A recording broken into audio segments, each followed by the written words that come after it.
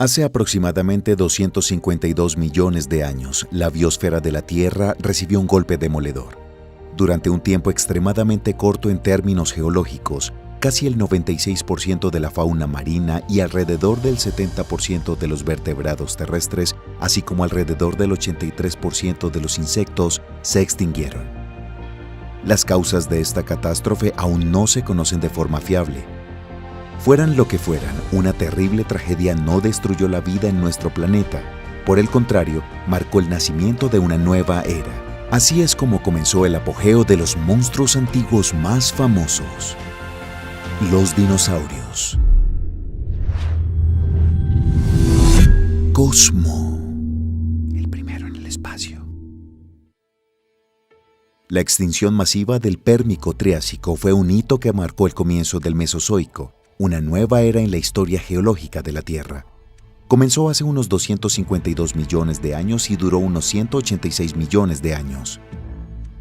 Fue una época en la que nuestro planeta estaba cambiando activamente, adquiriendo gradualmente un aspecto moderno. El proceso tectónico más importante de esta era fue la división del supercontinente Pangea, primero a dos grandes masas de tierra conocidas como Laurasia y Gondwana, y luego a los continentes a los que estamos acostumbrados. El surgimiento de muchos territorios aislados separados por mares y estrechos creó las condiciones para el surgimiento de ecosistemas independientes y dio impulso al desarrollo de nuevas adaptaciones evolutivas. En términos de clima, el Mesozoico en promedio fue la era más cálida para la vida multicelular. En toda su longitud, incluso en las regiones polares, no había una capa de hielo estable. Sin embargo, la temperatura descendía periódicamente, lo que obligaba a la flora y fauna a adaptarse a las nuevas condiciones. La era mesozoica se divide en tres periodos, el primero de los cuales se llama Triásico. Comenzó hace unos 252 millones de años y duró unos 51 millones de años. En ese momento, procesos profundos en las entrañas de la Tierra acababan de comenzar a dividir Pangea, de modo que durante casi todo el periodo este supercontinente permaneció intacto. En el Triásico, los montes Urales completó su formación, una de las cordilleras más antiguas que han sobrevivido hasta el día de hoy. En ese momento, estas eran montañas jóvenes y relativamente altas. El clima de este periodo fue relativamente seco y cálido, lo que provocó la formación de muchos desiertos y una disminución en el área de cuerpos de aguas continentales. Durante la mayor parte del Triásico, el contenido de oxígeno en el aire era de alrededor del 10 al 15%. Sin embargo, hace unos 215 millones de años, su nivel saltó al 19%. Las razones de este fenómeno no se conocen con certeza, pero se supone que puede estar asociado con la evolución y distribución de algunas especies de plantas acuáticas o terrestres. La gran parte de la masa vegetal en este momento estaba formada por helechos de semillas ancestrales. Sin embargo, gradualmente comenzaron a ser reemplazados por grupos más progresivos. Por ejemplo, entre ellos se encontraban cícadas, ginkgo y coníferas antiguas. Muchos de estos grupos han sobrevivido hasta el día de hoy, sin embargo, han perdido significativamente en diversidad. Mientras tanto, la vida marina evolucionó a lo largo de su propio camino. Los océanos que se vaciaron después de la catástrofe del Pérmico fueron colonizados gradualmente por tortugas y teleósteos, mientras que los primeros representantes del orden de los ictiosaurios ocuparon el nicho de los grandes depredadores. Posteriormente se convertirán en los reptiles más adaptados al medio acuático, pero en el Triásico estos animales aún eran bastante primitivos. Un ejemplo es Cymbospondylus, que vivió hace 240 a 210 millones de años. Este lagarto marino gigante alcanzaba una longitud de 6 a 10 metros y se alimentaba principalmente de pescado. Esta impresionante bestia tenía un cuerpo largo y estrecho, aproximadamente la mitad del cual estaba ocupado por una cola flexible. También tenía una cabeza grande y un hocico alargado y puntiagudo con muchos dientes pequeños y afilados.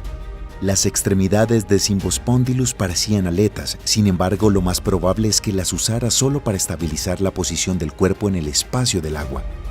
La estructura del esqueleto del lagarto sugiere que nadaba con movimientos ondulantes en todo su cuerpo y en general era bastante torpe.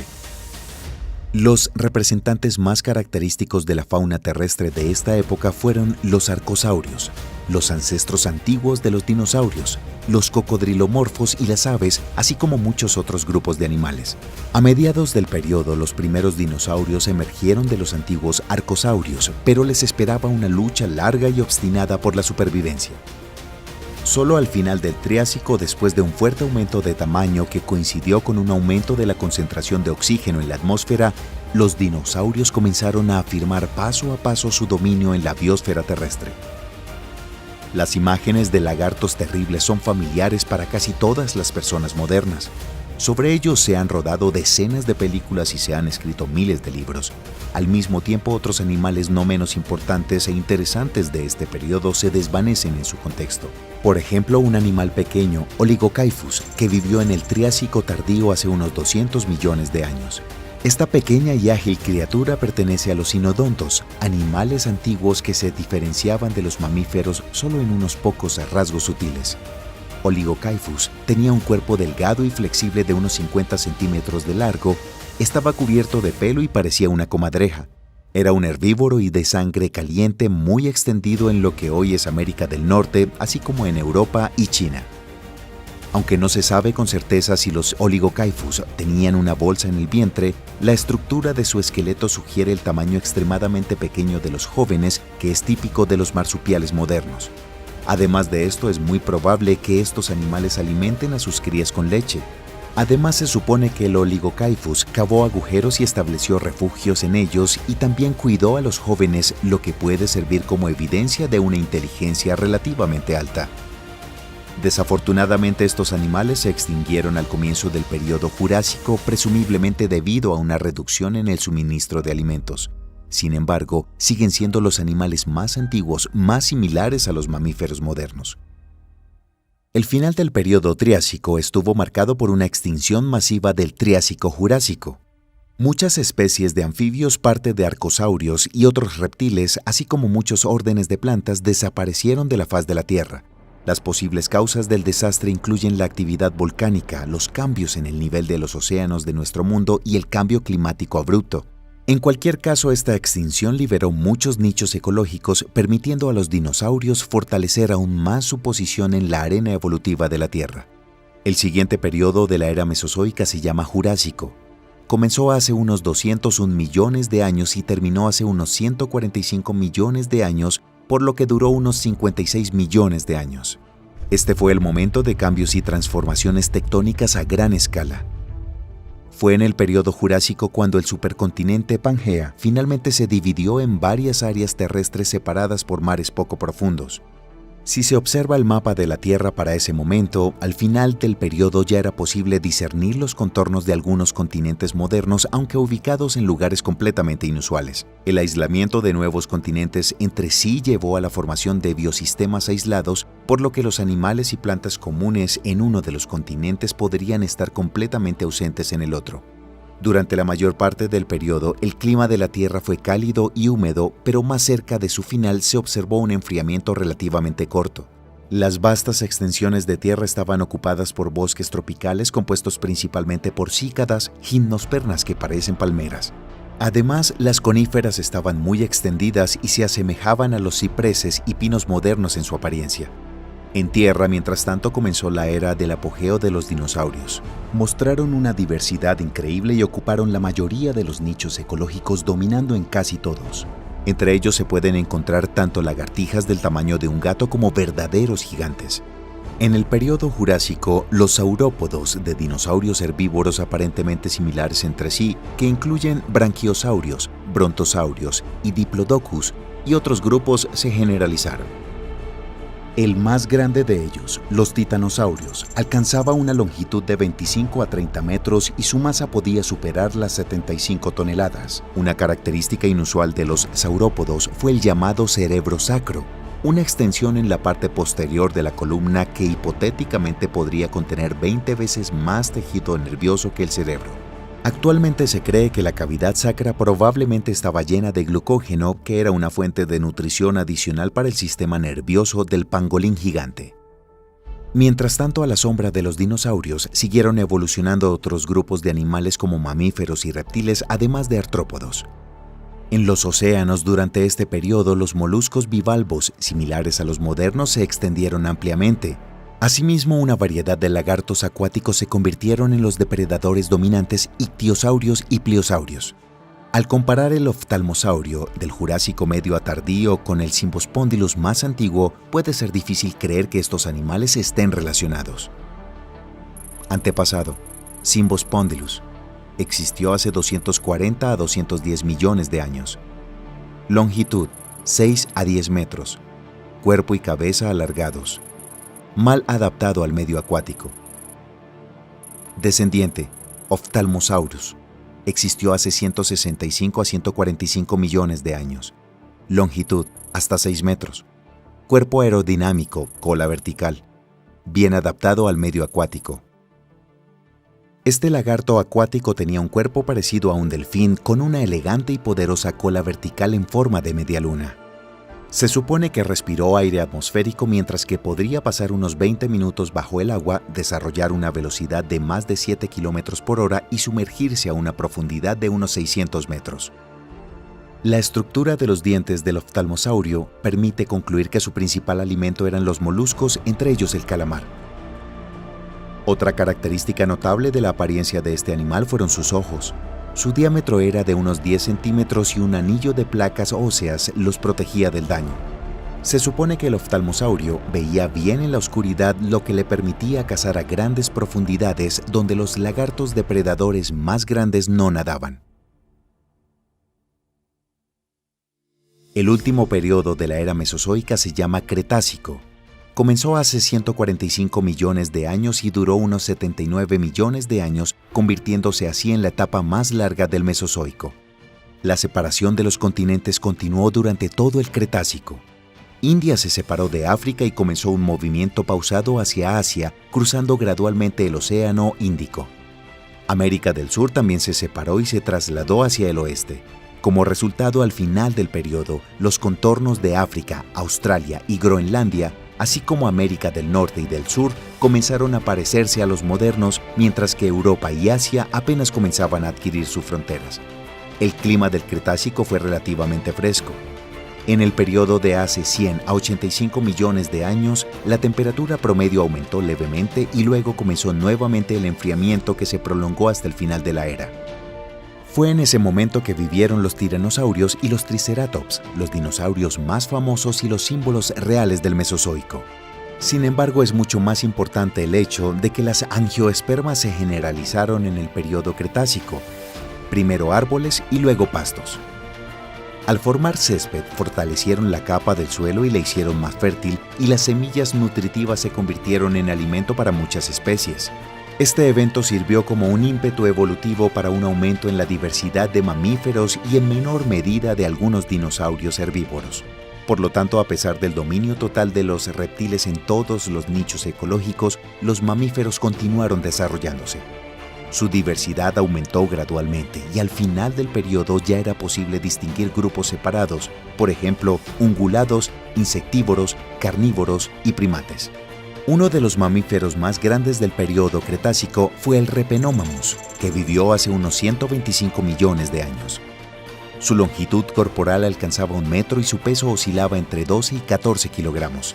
Exteriormente, esta criatura presumiblemente se parecía al demonio de Tasmania moderno. A juzgar por la estructura de los dientes, el Repenomamus era un depredador, pero sus extremidades eran cortas y torpes, por lo que es posible que el animal no desdeñara la carroña. Además, hay un hallazgo interesante: el esqueleto de un Repenomamus con los restos de un pequeño dinosaurio en el abdomen. Puede servir como evidencia de que algunos mamíferos de este periodo pueden haber cazado especies de dinosaurios pequeños como Psittacosaurus y Archaeornithoides. Mientras tanto, los mares han estado dominados durante mucho tiempo por grandes dinosaurios flotantes, ictiosaurios, plesiosaurios y mosasaurus. Sin embargo, hace aproximadamente 90 a 95 millones de años, su número disminuyó significativamente como resultado de la extinción del Cenomiano turoniano, asociada con una fuerte disminución en la concentración de oxígeno en el océano. Una de las posibles razones es el aumento de la actividad volcánica submarina. El final del Cretácico fue quizás el periodo más frío del Mesozoico. Todos los seres vivos intentaron adaptarse a la inevitable caída de temperatura. Los dinosaurios no fueron una excepción. Hace unos 70 millones de años, en la parte norte del actual Alaska, en el Círculo Polar, vivía un lagarto asombroso, el Nanoxaurus, un pariente lejano del monstruoso gigante Tyrannosaurus rex. Este dinosaurio se parecía a aquel en apariencia, pero era mucho más modesto en tamaño. La longitud corporal del Nanoxaurus alcanzaba los 6 metros y su masa rondaba la tonelada, es decir, unas 8 a 9 veces menor que la del Tyrannosaurus rex. Se supone que tal disminución de tamaño podría estar asociada con una escasez de alimentos.